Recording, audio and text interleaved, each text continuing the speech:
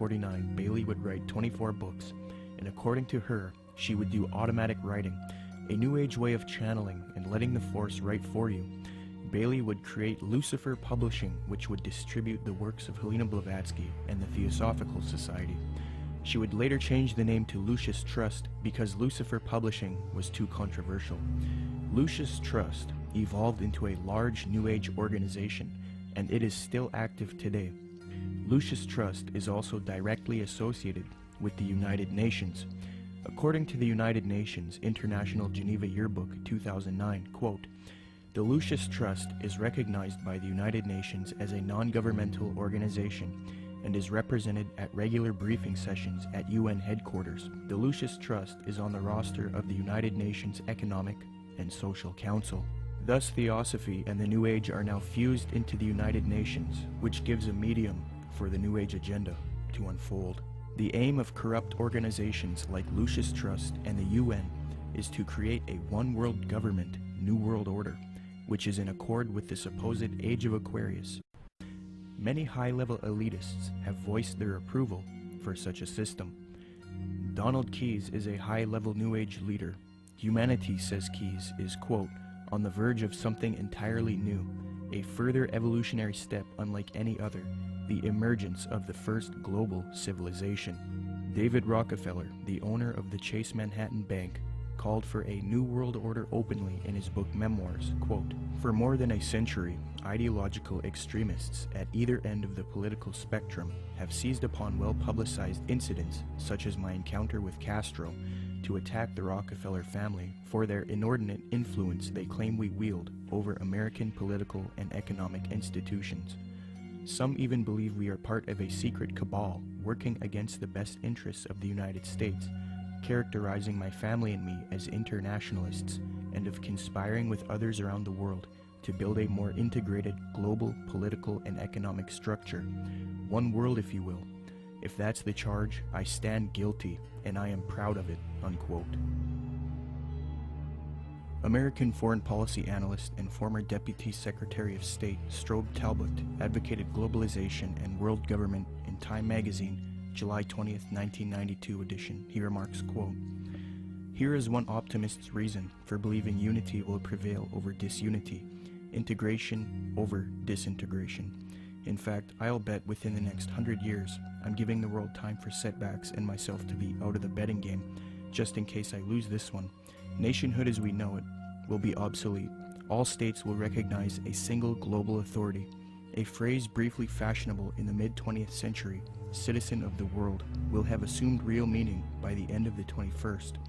All countries are basically social arrangements, accommodations to changing circumstances, no matter how permanent and even sacred they may seem at any one time. In fact, they are all artificial and temporary," unquote. Mikhail Gorbachev, previously noted, stated, quote, "The threat of environmental crisis will be the international disaster key that will unlock the New World Order," unquote. Gorbachev also remarked, quote, "We are moving toward a new world order, the world of communism. We shall never turn off that road," unquote. New Ager and student of Alice Bailey, Robert Mueller, former Secretary General of the United Nations, gave this frightening admission, quote, "We must move as quickly as possible to a one-world government, a one-world religion, under a one-world leader," unquote. The esoteric zeitgeist movement promotes a world system, resource-based economy with absolutely no money, a technotronic society where machines play a big role. The zeitgeist movement seeks to grow out of capitalism, free markets, profit motive, and scarcity, which they believe are responsible for aberrant behavior. Many people have concluded that the zeitgeist utopian system is socialistic and communistic. For example, after watching Zeitgeist Addendum, author and political lecturer G. Edward Griffin was convinced that Zeitgeist is advocating a Marxist socialist world system. He states, quote, "Perhaps the biggest insult to our intelligence is the main theme of the program. It is that profits are the root of all our problems today. That being the case, we must change mankind to reject profit, and we must work together on some other basis. It is never quite clear what that basis is, but Whatever it is, it will be administered and directed by an elite group, at least in the beginning. I was stunned by the fact that this is pure Marxism. Marx theorized that people had to be re-educated in labor camps if necessary, to cleanse their minds of the profit motive. He and his disciples such as Lenin and Stalin and Khrushchev said that eventually the character of man would be purged of greed, and then the state would wither away because it no longer would be needed. Sure, we saw that in the Soviet Union and China, right? Yet this Marxist nonsense is exactly what is offered in this video program. It is communism without using the name. The enemy of mankind is not profit. It is a political system of big government. Yet this program is supportive of some of the most notable big government collectivists on the planet. Marxist-Leninists may be enemies of collectivists in Washington, D.C., but they are collectivists in their own right. The communist model is no better than the Nazi model. Samuel Adams, a patriotic founding father of America, repudiated communist and socialist ideas. The utopian schemes of leveling, redistribution of wealth, and a community of goods, central ownership of the means of production and distribution, are as visionary and impractical as those which vest all property in the crown. These ideas are arbitrary, choices and actions which are done not by means of any underlying principle or logic, despotic, ruling with absolute political power, and in our government unconstitutional. When one does a comparison between Zeitgeist Addendum and the communist model, it becomes clear that Zeitgeist is in fact promoting communism. N.B. Godke, in the work Encyclopedic Dictionary of Economics, defines full communism based on the ideals of Marx and Engels and others as, quote, 1. Social wealth will be distributed according to human needs, meaning things that are scarce will be distributed first to those who need them the most. Zeitgeist proposes having an abundancy of resources and no scarcity, and thus the idea of distributing wealth according to human needs is rendered obsolete. On this point, they have merely updated the communist model by eliminating scarcity. 2. The state will wither away as there is no need for coercion. The state does nothing because there is no state. There is no state. 3. Social classes will not exist. Zeitgeist states, the process which has been going on for centuries, if not millennia, religion, patriotism, race, wealth, class, and every other form of arbitrary separatist identification thus conceived, has served to create a controlled population utterly malleable in the hands of the few. 4. It will be a moneyless economy. Zeitgeist's associate Jacques Fresco states the system uses no money. 5. It will be a command economy. In other words, government planners decide which goods and services are produced and how they are distributed. According to Zeitgeist, distribution of goods and services without the use of money or tokens would be accomplished by establishing distribution centers. These centers would be similar to expositions, where the advantages of new products are explained and demonstrated. Exhibition centers will display what is new and available and will constantly be updated. So as you can see, a side-by-side comparison between the communist model and the Zeitgeist model shows how similar the concepts are. The Marxist website entitled socialismoryourmoneyback.blogspot.com, after reviewing the Zeitgeist movement and their admissions, stated this on July 26, 2009, quote, "This, surely, is the same as what we call world socialism," unquote. So even the socialists will admit that the Zeitgeist movement is in fact world socialism. Adams Wass explains, quote, "Communism and the Marxist utopia of a moneyless society where products were distributed rather than sold and bought," unquote.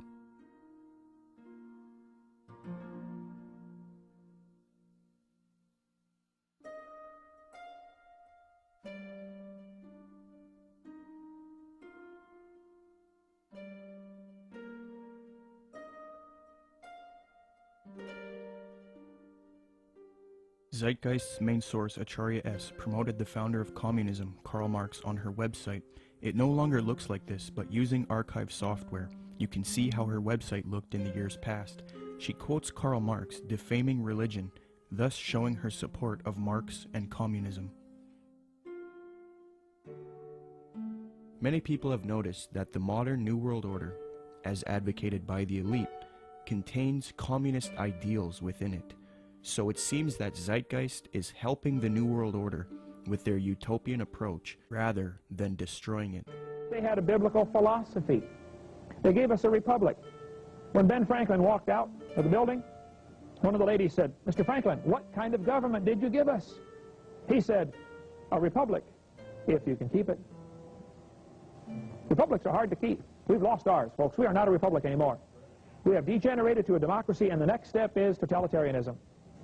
We're that close to becoming a totally socialistic and then communistic country in America. You watch, it's going to happen real soon. What they're going to do next time is manufacture a depression, coming real soon probably, collapse the U.S. economy, which can easily be done overnight. And then everybody will line up and say, "Oh, hey, we're starving. What can we do?" They're going to say, "You know, we really got a problem. We need to solve this." Constance Cumby recognized that the New Agers desire a communist world system, quote, "The New Agers feel that the program they are offering the world would satisfy the basic desire of communists in that it proposes a form of world socialism." These books were calling for a new world order with an accompanying global food redistribution program aided, of course, by modern technology, i.e. computers, unquote. A redistribution program aided by modern technology and computers is exactly what the Zeitgeist movement is advocating.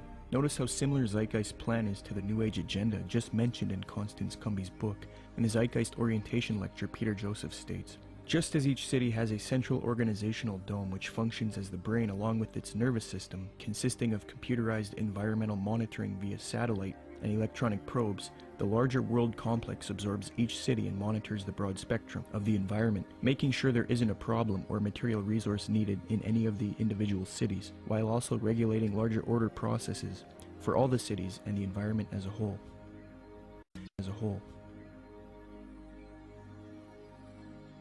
Theosophist Alice Bailey concurs, quote, "The true communist platform is sound." Thus, it is not surprising why Zeitgeist advocates a similar system, as the connection they have to Theosophy and the New Age has already been established. Zeitgeist is merely the fulfillment of the New Age agenda, yet they are not telling you that. So the Theosophists and New World Order advocates would love nothing more than for people to join the Zeitgeist movement. In fact, at 47 minutes and 25 seconds into the Zeitgeist orientation lecture, Peter Joseph cites a quotation of Karl Pearson. What is interesting is that the man that Joseph admiringly appeals to support his worldview, Karl Pearson, was a notorious eugenicist and social Darwinist who advocated war against certain races. He was a socialist and contemporary of Karl Marx. In fact, Theodore M. Porter, in his work Karl Pearson, The Scientific Life in the Statistical Age, states, quote, "Pearson's appreciation of Marx was real, especially in early 1881. In his first essay on socialism, he called Marx, quote, one of the most extraordinary characters which this century has produced," unquote. New World Order research involving lectures, radio addresses, and writing used to be conducted by people such as William Cooper, Fritz Springmeier, John Todd, Randall N. Baer, and Kent Hovind. The unifying factor in all of these people was that they were all Christians. They would expose the New World Order and its New Age Luciferian communist aims. They would promote belief in Jesus Christ and the Word of God, and tell people to resist the mystery religions of Theosophy and Freemasonry while exposing them. However, all of these men have either been murdered or framed and jailed, silenced. William Cooper was shot dead in 2001 as he was ambushed.